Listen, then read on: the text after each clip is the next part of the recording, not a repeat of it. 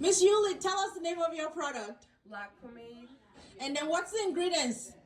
candela wax, mango, shea butter, coconut oil, castor oil, aloe vera gel, argan oil, and black seed oil with lavender and rosemary essential oils. And what does your product do for the hair?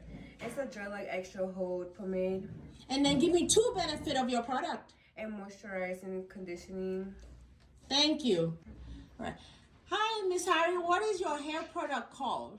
New Aura Hair Serum. All right. What's the ingredients in your hair product? Argan oil, black seed oil, coconut oil, Jamaican black castor oil, rosemary oil, peppermint oil, and hibiscus oil. And what is the purpose of your hair product? To grow and strengthen hair. All right. Give me 2 benefits of your hair product. Moisturizing and shine. Miss McKinnon, hi. What's your hair product called? It's called Nourish and Flourish. What is the ingredients in your hair product?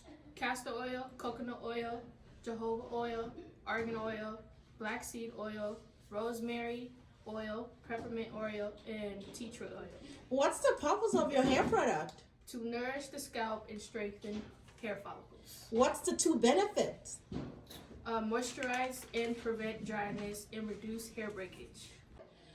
Hi, Miss Shell. Can you tell us what your hair product is called? Pro Strengthen. That's nice. And then what's the ingredients in your hair product? Castor oil, coconut oil, argan oil, jojoba oil, almond oil, rosemary, lavender, tea tree, and peppermint. What is the purpose of your hair oil? To prevent dryness and strengthen the skin. All right, give me 2 benefits. One benefit is to strengthen the hair and protect it.